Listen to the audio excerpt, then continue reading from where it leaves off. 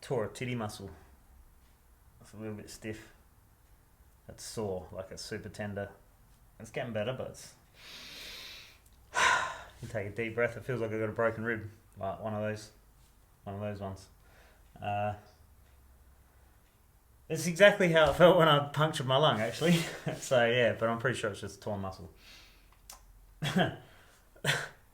Trek Slash. So this thing, I love it. This thing's a beast. I just don't like the big wheels. It's not the only thing I don't like about these 29ers is the 29er, the big wheels. Out the front, love a 29er, but out the back, it's, yeah, not a big fan. This bike works well as a 29er. I did try it as a mullet for a short period and didn't like it. Thought it made the suspension harsh. But since getting the Rune, I've got the wheel that I built up for a mullet, which is a Stans Flow. I didn't build it up, I bought it as is. It's a Stans Flow MK3. Turns out the wheel is really stiff.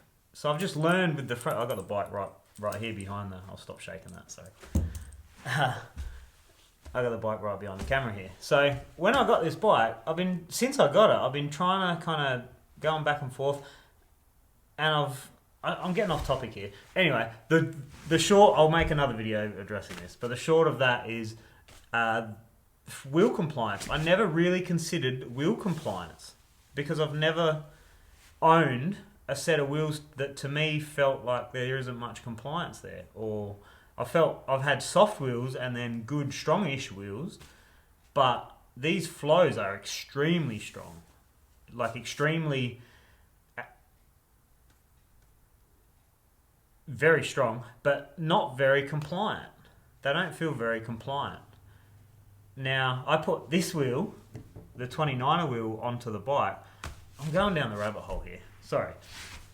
But I put this wheel on the bike and it made the fork feel softer. So that's what, the fork feeling oddly stiff was the first trigger, because I put the Lyric off of this bike on there to get the longer offset and a little bit higher stack height, but more so for the offset. And it felt, I know what that fork feels like on this bike, and it felt stiffer. Like my same pressure, I had to run it softer, like by 10 psi. And I thought, this is really weird, like this isn't making sense. I just serviced it, so maybe I put a little bit extra grease on the hat than I would usually, but I don't think it was excessive.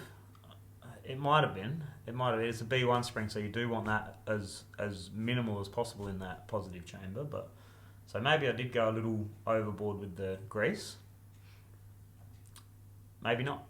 That's just, I don't think I did. I think I put maybe a little more than I would usually, but not enough to be a half token. Oh, there's probably a half token in there. It's probably a half token of grease. So where I'd usually have a quarter token, if that, at the bottom there. So maybe a little over half a token I've got in there. So it's not a lot, but it's enough to change things, I guess. But it's not enough to make it feel 10 psi difference stiffer. So I put this 29er wheel on just to see what it'd ride around like as a 29er, now that I've got the provision for a 29 wheel. Got a 29er fork on there. Put it on for feel, not thinking about the stiffness yet. And I went, oh, this fork feels really soft now. The wheel feels, and then, started doing it, and I'm like, oh, this, because this entire bike, so the Banshee's frame is super stiff and the wheels are super stiff, that really, really showed up as a weak, like a not very stiff fork, like a not very stiff wheel. So very, very compliant or not very stiff wheel. Never really thought too far about it, but definitely 28 hole as well versus 32 hole. Bontrager soft as butter metal alloy versus the Stans Flow Mark III quite strong and stiff alloy, like not an easy rim to dent. You can wobble them, you can get them wobbled, but they won't just dent like that. Like they're strong for sure. They just pull the eyelets, that's all. They go to the new EX3, which is apparently killer. So, so that was a bit soft. Anyway, The point of this video is converting the Trek from the air shock that it comes with, which is good, it's okay, but it's not great. I don't think it's great. I actually put my Megneg on it and spent a lot of time going back and forth and found out a few different things about that. Anyway, so the negative chamber with that standard, with the can that it comes with, I'll grab it out.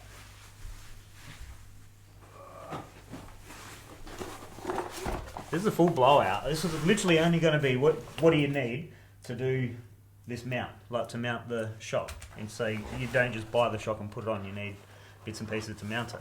But anyway, this can, I thought, I'll put the Megneg on and see what the difference is between this, what this can equates to with the Megneg, and can the Megneg get a better setup from this shock?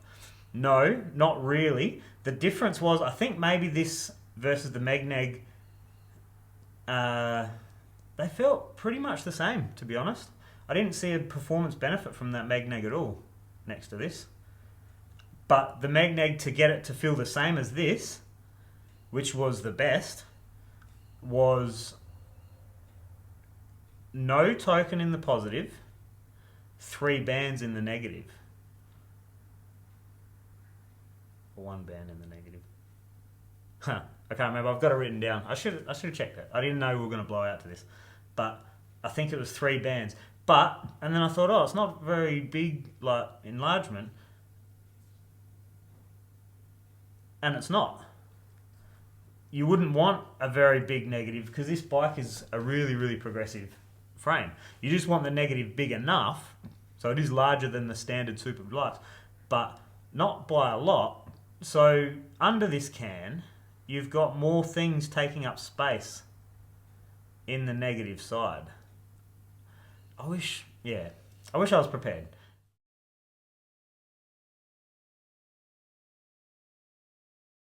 I won't go any deeper into that. But anyway, Megneg's not really a bonus. Megneg's not really an improvement over the standard can on that air shot, the Super Deluxe through shaft. The through shaft creates more friction. They say it's less, but it's more. It's definitely more friction than a standard Super Deluxe. But it's alright. It's good. At speed, it feels killer. You just got to set it up right. I think this bike feels the best, handles the best, and performs the best at around 33 to 34% sag. 34%. You could go to 35%, but not on high-speed trails. High-speed trails, you'd just be clapping it. You'd be clapping it.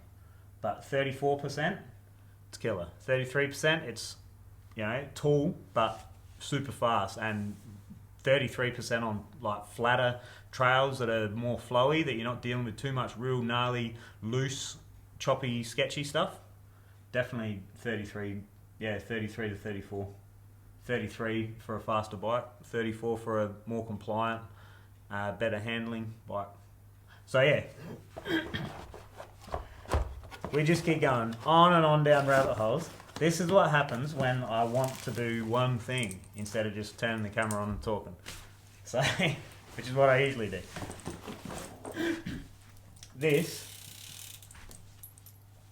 So bottom axle, you need the hardware. So you've got your shock. You need the hardware to go into the eyelet at the bottom, and you need hardware at the top. So the top hardware is 10mm by 54mm, so 54 wide by 10mm. So if you've got Fox eyelets, you're going to want to buy the Fox hardware, which is quite expensive, if I'm honest. I'd prefer to run a RockShox eyelet, and NS Dynamics do their own whatever size you want hardware, and it's killer. I bought some for the Banshee, and it's killer. So much cheaper. I think it's $25 or something. So instead of 45 for pretty much the same thing. And I like it. I think they're good. I think it's good. I'll show you that next time. Yeah, next time I pull that shock apart, I'll show you the hardware. It's killer. It's super simple, but shout out to those guys because, yeah, why be more expensive than it needs to be? Anyway, so you need 10 by 54 at the top, 10 by 40 at the bottom, and then you need these bolts.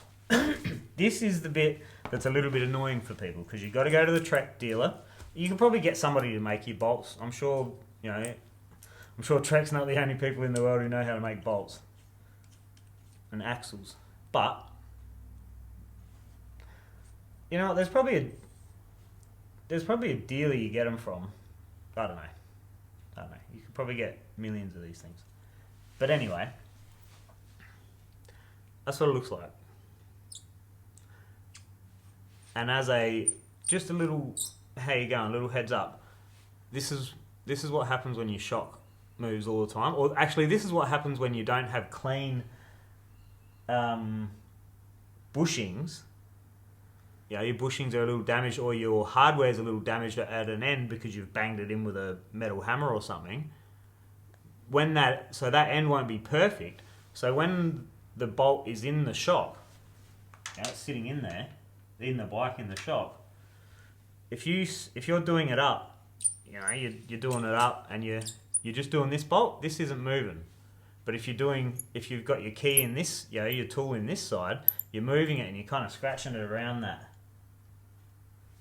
that spot that's imperfect, and it's just eventually cutting into the bolt, and then you'll have a bolt failure eventually. So this one's already cut in a little bit. That's what was happening on...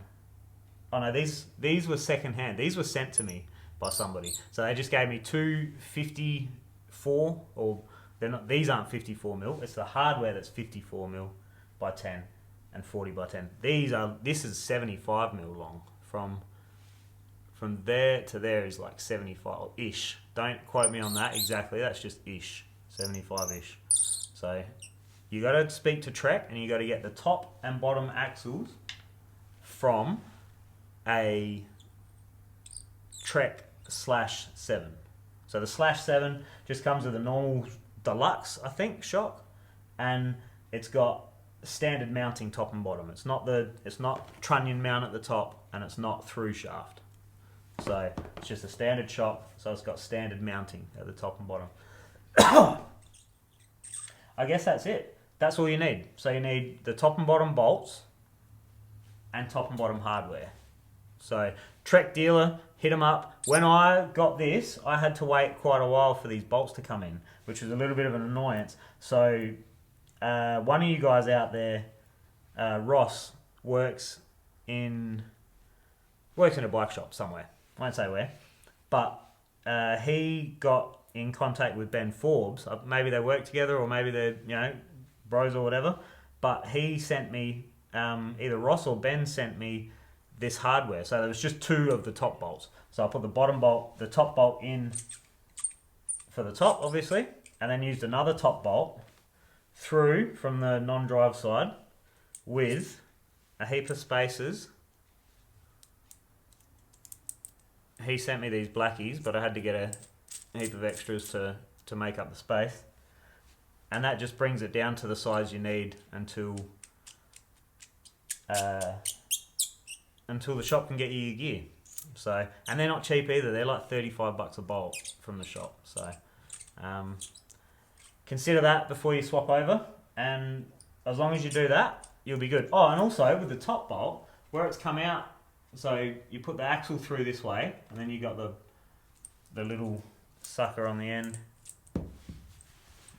goes in from the back. So it's like that. Right. I've also had to put one of these washers on this bolt on the outside when it goes back together. Otherwise,